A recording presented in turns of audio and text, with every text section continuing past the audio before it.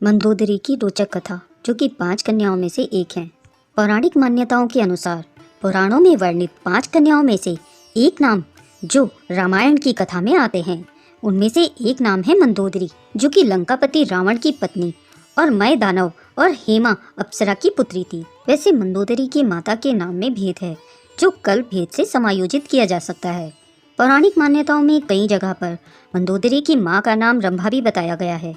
मंदोदरी मायावी और दुदुम्बी की सगी बहन थी। ऐसा वर्णन भी आता है कि संभर असुर की पत्नी मायावती भी मंदोदरी की ही सगी बहन थी। कई जगहों पर यह भी मिलता है कि मय ने सिर्फ मंदोदरी को पाला था। मंदोदरी के जन्म की कई सारी कथाएं हमको मिली, उसमें से कुछ कथाएं जो हमें सही लगी हैं, आप सभी के सामने प्रस्तुत कर रहे हैं। पहली कथा के अनुसार रावण ने अपनी स्तुति और भक्ति के द्वारा शिवजी को प्रसन्न कर अपनी माता कैकसी के लिए शिवलिंग और अपने लिए पार्वती जी को मांग लिया। शिवजी तो ठहरे भोले बाबा, उन्होंने रावण को चेतावनी देते हुए कैकसी के लिए शिवलिंग दे दिया और कहा कि कहीं भी पृथ्वी पर इस शिवलिंग को रख देने पर यह वहीं स्थापित हो जाएगा। जब रावण शिवलिंग और पार्वती जी को लेकर जा रहा था, तब पार्वती जी ने भगवान विष्णु जी का स्मरण किया।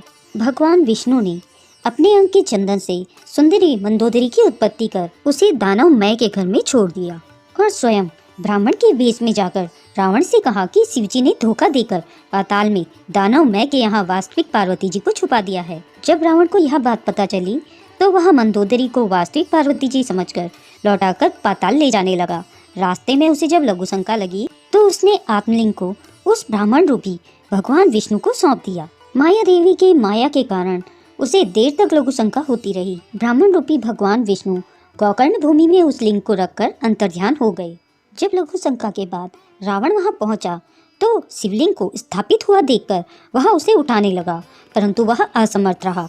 तब उसने पाताल से मंदोदरी को प्राप्त किया।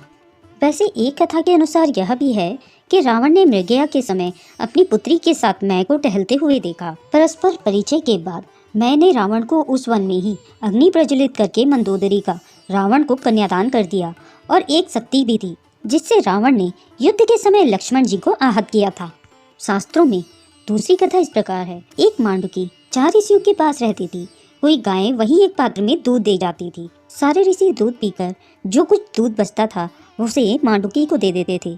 किसी दिन एक सर्पिणी ने अपना विष उस दूध में डाल दिया। साध्वी मांडुकी को जब यह पता चला कि दूध में विष है, तो उसने सोचा कि ऋषि लोग मर जाएंगे, अतः उनके प्राण बचाने के लिए वह स्वयं दूध में कूदकर मर गई। ऋषियों को जब इस रहस्य का पता चला, तो उन्होंने दिव्य सुंदरी युवती बनाकर उसे ईश्वर को समर्पित कर दिया और भगवान शिव ने उस सुंदरी को उमा जी को दे दिया। रावण ने ईश्वर को प्रसन्न कर पार्वती जी को प्राप्त कर लिया, किंतु पार्वती जी स्वयं लोह प्रतिमा तुल्य हो गई। रावण स्पर्श करने में भी असमर्थ होकर उन्हें सिर पर धरकर लंका की तरफ चल पड़ा। माता पार्वती के मन ही मन प्रार्थना करने पर नारायण माली रूप का धारण कर उसी रास्ते पर उल्टे ढंग से वृक्षारोपण कर रहे थे।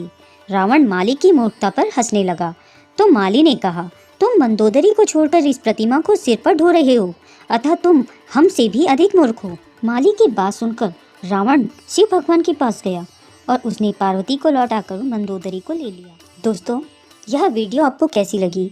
अगर यह वीडियो आपको अच्छी लगी हो तो इसे लाइक और शेयर करें। अगर आप मेरे चैनल में नए हैं तो सब्सक्राइब करें।